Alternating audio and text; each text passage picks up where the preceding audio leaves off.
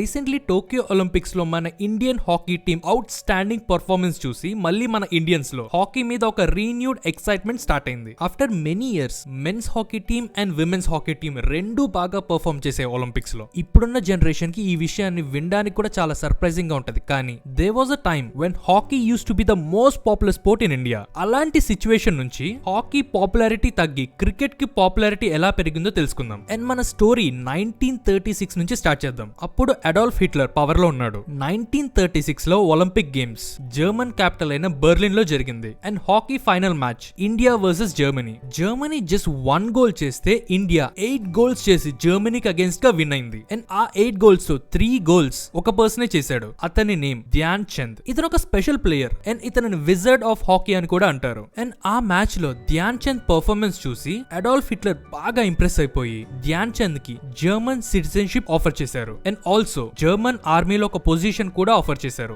ధ్యాన్ చంద్ దీనికి రిప్లైగా Adolf Hitler తో India is not for sale అని చెప్పాడు ఓపెన్ స్టేడియం లో. ఫార్చునేట్లీ ఈ రిప్లై చూసి హిట్లర్ సీరియస్ అవ్వలేదు. రాదర్ హిట్లర్ ఇంకా ఇంప్రెస్ అయ్యాడు. అండ్ ఈ విజర్డ్ ఆఫ్ హాకీ అనే టైటిల్ ధ్యాన్ చంద్ కి ఇచ్చింది కూడా అడాల్ఫ్ హిట్లరే. ఈ మ్యాచ్ లో ఇండియాకు వచ్చిన gold medal 3rd consecutive Olympic gold medal హాకీలో. అండ్ ఈవెన్ దీని తర్వాత కూడా ఇండియాకి 5 మోర్ గోల్డ్ మెడల్స్ వచ్చాయి. లిటరలీ ఆ టైంలో ఇండియా వరల్డ్ ఛాంపియన్ హాకీలో. యాక్చువల్లీ ఈ హాకీ లాంటి ఒక రఫ్ గేమ్ ని ఇరాన్, ఈజిప్ట్ అండ్ ఇథియోపియాలో ఆడేవాళ్ళు. బట్ యాక్చువల్ ఫీల్డ్ హాకీని బ్రిటన్ లో 18th సెంచరీలో డెవలప్ చేశారు. క్రికెట్ ని పాపులర్ చేసినట్టే హాకీని కూడా ఇండియాలో పాపులర్ చేసింది బ్రిటిష్ పీపులే. స్టార్టింగ్ లో ఈ hockey clubs just Calcutta and బాంబేలో ఉండేవి. Later Indian hockey federation establish చేశారు. అండ్ లేటర్ మన ఇండియన్ హాకీ టీమ్ ఒలింపిక్స్ లో ఆడటం స్టార్ట్ చేసింది. In the year of 1928 India 6 gold medals win అయింది హాకీలో. అండ్ లేటర్ 24 కాన్సిక్యూటివ్ మ్యాచెస్ లో ఇండియా విన్ అయింది. అండ్ 1947 లో మన ఇండియాకి ఇండిపెండెన్స్ వచ్చింది. దాని నెక్స్ట్ ఇయర్ అంటే 1948 లో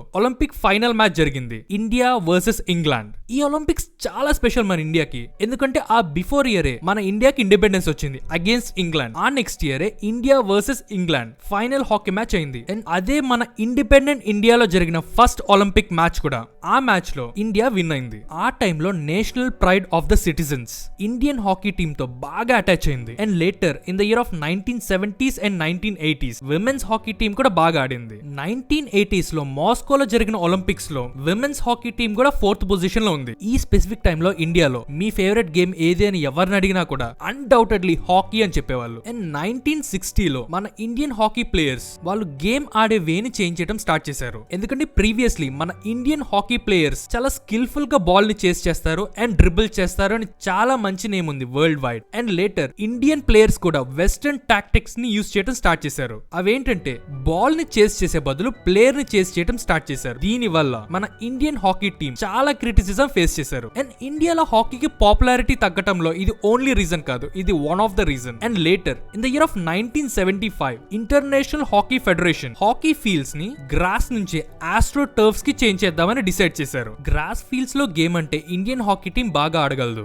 ఈ ఆస్ట్రో టర్ఫ్ ఫీల్డ్స్ మీద ఆడాలంటే ఫిజికల్ స్ట్రెంగ్త్ కూడా చాలా ఇంపార్టెంట్. ఇది యూరోపియన్ ప్లేయర్స్ కి ఒక యాడెడ్ అడ్వాంటేజ్. ఇంకొక బిగ్గెస్ట్ ప్రాబ్లం ఏంటంటే ఈ ఆస్ట్రో టర్ఫ్స్ చాలా ఎక్స్పెన్సివ్. అండ్ మన ఇండియాలో ఈ ఆస్ట్రో టర్ఫ్ ఫీల్డ్స్ ఎక్కువ మ్యానుఫ్యాక్చర్ కూడా చేయలేరు. సో అందుకనే ఇండియన్ హాకీ ప్లేయర్స్ కి సఫిషియంట్ ప్రాక్టీస్ కూడా లేదు ఈ ఆస్ట్రో టర్ఫ్ ఫీల్డ్స్ మీద. సో అప్పటి నుంచి మన Indian hockey team performance Olympics లో డిక్రీజ్ అవడం స్టార్ట్ అయింది. ఇన్ ద ఇయర్ ఆఫ్ 1980, 1990, 2000 కి Indian hockey team performance complete గా డిక్రీజ్ అయింది. అదే టైంలో 1970s అండ్ 1980s లో క్రికెట్ పాపులారిటీ మన ఇండియాలో ఇంక్రీజ్ అవడం స్టార్ట్ అయింది. ఇన్ స్పెసిఫిక్ క్రికెట్ గురించి మాట్లాడితే 1971 ఇయర్ ముందు ఇండియా ఇంగ్లాండ్ కి అగేన్స్ట్ గా ఒక్క మ్యాచ్ కూడా విన్ అవ్వలేదు. బట్ 1971 లో ఇండియా వర్సెస్ ఇంగ్లాండ్ ఒక టెస్ట్ మ్యాచ్ జరిగింది. ఆ టెస్ట్ మ్యాచ్ లో 4th డే ఇండియా విన్ అయింది. ఆ మ్యాచ్ నుంచే ఇండియాకి ఇంటర్నేషనల్ రెస్పెక్ట్ స్టార్ట్ అయింది క్రికెట్ గేమ్ లో. ఆ తర్వాత ఇండియా ఎన్నో ఇంటర్నేషనల్ టోర్నమెంట్స్ ని హోస్ట్ చేసింది. అండ్ ఎన్నో ఇంటర్నేషనల్ టీమ్స్ కూడా ఇండియాకి వచ్చి ఆడాయి. అండ్ మనం ఇందాక మాట్లాడుకున్న 1971 మ్యాచ్ ని 80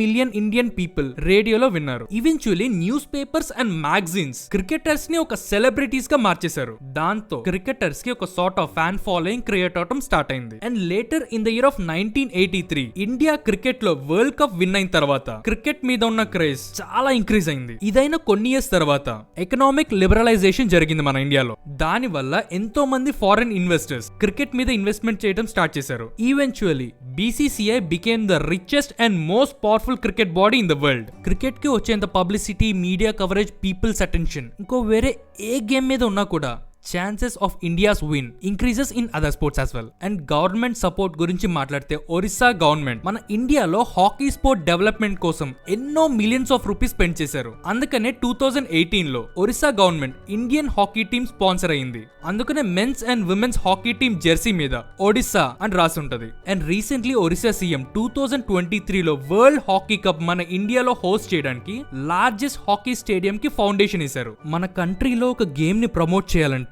government and media support chala important, and I hope that in the future, apart from cricket, the other sports in our country would get their well deserved recognition. Meeku na content nachite please like, share and subscribe to my channel, and please press bell icon for more updates. Thank you.